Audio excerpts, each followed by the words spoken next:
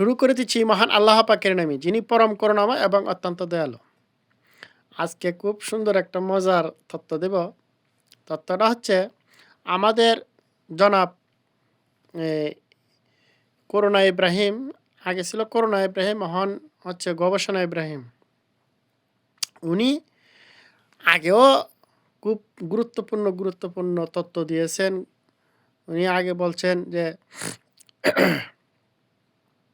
বাংলাদেশের ইতিহাস মিথ্যা, বাংলাদেশ ইতিহাস প্রজন্মের যারা আছে সব মিথ্যুক, নেতা মিথ্যুক, ১৬ ডিসেম্বর মিথ্যুক, স্বাধীনতা মিথ্যুক, যা আছে সব কিছু মিথ্যুক। মানে বাংলাদেশ কি মানে না, বাংলাদেশ স্বাধীনতা মানে না। আচ্ছা, যাই হোক, আমি কথা বলার জন্য আসি নাই। আমি এসেছি তার পরবর্তীতে নতুন গবেষণা, নতুন তথ্য দিয়েছে, যেটা পৃথিবী আজ আতঙ্কের মুখে পড়তে যাচ্ছে। তিনি ভবিষ্যৎবাণী দিয়েছেন।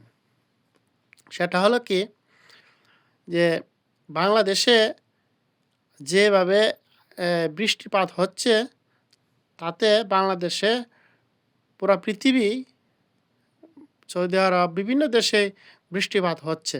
এর ফলে সবুজ শাকসবজি উৎপাদন হবে। পৃথিবীতে ভবিষ্যতে আর এই ক্ষেপণাস্ত্র থাকবে না, পারমাণবিক থাকবে না, গাড়ি ঘোড়া থাকবে না, তেল ব্যবসায় তো থাকবে না, এই মোবাইল ব্যবসা এগুলো থাকবে না। তারপরে যে যে যতগুলো প্রযুক্তি আছে, এই যে জাপানের যে ডেভেলপমেন্ট, যে পৃথিবীর যে বড় বড় জায়ান্ট কোম্পানিগুলো আছে, এগুলো সব বন্ধ হয়ে যাবে। 20 বছর পরে আবার পূর্ব অবস্থায় ফিরে যেতে হবে। এগুলো সব থাকবে না, সব অকেজো হয়ে যাবে।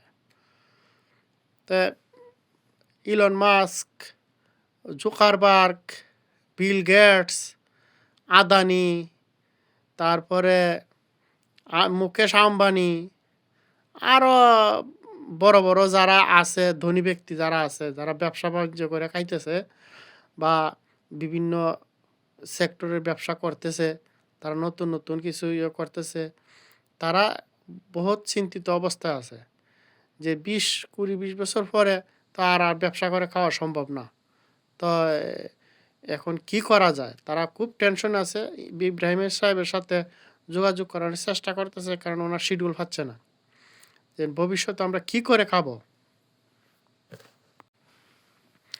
তারপর যে নাসা তো থাকবে না, এই যে গবেষণা কেন্দ্র, এগুলো থাকবে না।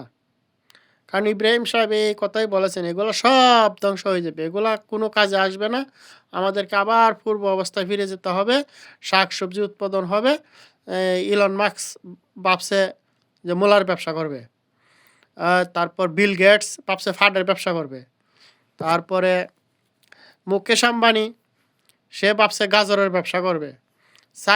চাইনা যেভাবে কোনো ক্রমে একটা ব্যবসা বাইর করে নেবে, তাদের তো ইন্টেলিজেন্ট বহুত, কোন ব্যবসা করলে ভালো হবে শাকসবজির মধ্যে। হয়তো তারা বাঁশের ব্যবসা করতে পারে। তারপরে এই যে তাদের যে ব্যবসা বাণিজ্য, তারা পৃথিবী তো 20-25 বছর পরে যারা ডেভেলপমেন্ট বা প্রযুক্তিবিদ্যা বা চিকিৎসা এগুলোও থাকবে না। কারণ প্রযুক্তি যখন ধ্বংস হয়ে যাবে, তখন নতুন নতুন নতুন নতুন প্রযুক্তি আসবে, নতুন সব কিছু নতুন করে সৃষ্টি হবে। কারণ এই যে জাপানের যে গাড়ির ব্যবসা, এগুলো তো আর থাকবে না। এই যে এরোপ্লেন এক দেশ থেকে আরেক দেশে যাবে, এগুলো তো আর থাকবে না, এগুলো ধ্বংস হয়ে যাবে। আবার এই গাড়ি ঘোড়া দিয়ে হাইটে চলতে হবে। আমরা মক্কা মদিনা হজ করতে গেলে এই হাইটে যেতে হবে, নাহলে তো ঘোড়া দিয়ে চলতে হবে, নাহলে হাতি দিয়ে চলতে হবে। তারপরে এই এরোপ্লেন থাকবে না। তারপরে রকেট এগুলো থাকবে না। টেসলা যে গাড়ি, এগুলো থাকবে না। এই যে মোবাইল ফোন, আইফোন, তারা এগুলো থাকবে না। তারা বহুত টেনশন আছে যে আমরা কি করে খাবো, কি কি কি চিন্তা করে তারা পাচ্ছে না যে কোন ব্যবসা করবে। সবাই মূলার ব্যবসা, গাজরের ব্যবসা, ফুলকপির ব্যবসা, বাঁশের ব্যবসা নিয়ে লেছে, ফাড়ের ব্যবসা লয়ে লেছে। এখন আমরা কি ব্যবসা করবো, এই চিন্তায় তারা করতেছে। ইব্রাহিমের সাথে যোগাযোগ করতেছে, ওনার হাতে যোগাযোগের শিডিউল পাচ্ছে না। উনি এটা আমাদের গর্ব, আমাদের বাংলাদেশের একটা গর্ব যে এত বড় একটা এ তথ্য প্রযুক্তির এ তিনি নিয়ে এসেছেন। এটা আমাদের খুব গর্ব। আমরা ওনাকে নিয়ে গর্ব করি।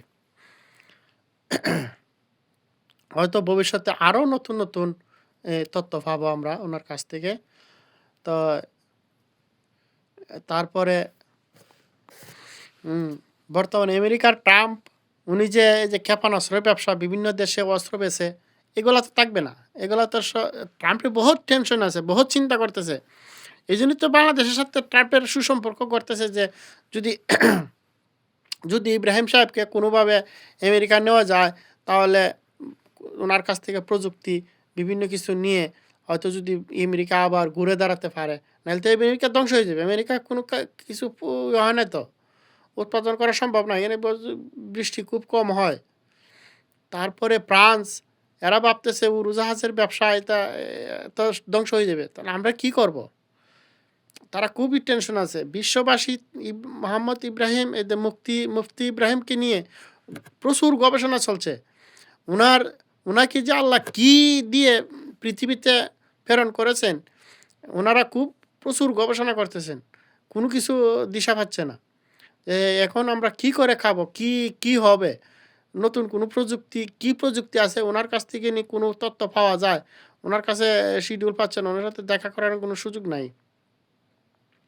তো এই জার্মানির গাড়ি এগুলা কোনো কাজে আসবে না। সব বাদ। রকেট সব বাদ। নাসা ফেল, কোনো কাজে আসবে না। এই যে বিভিন্ন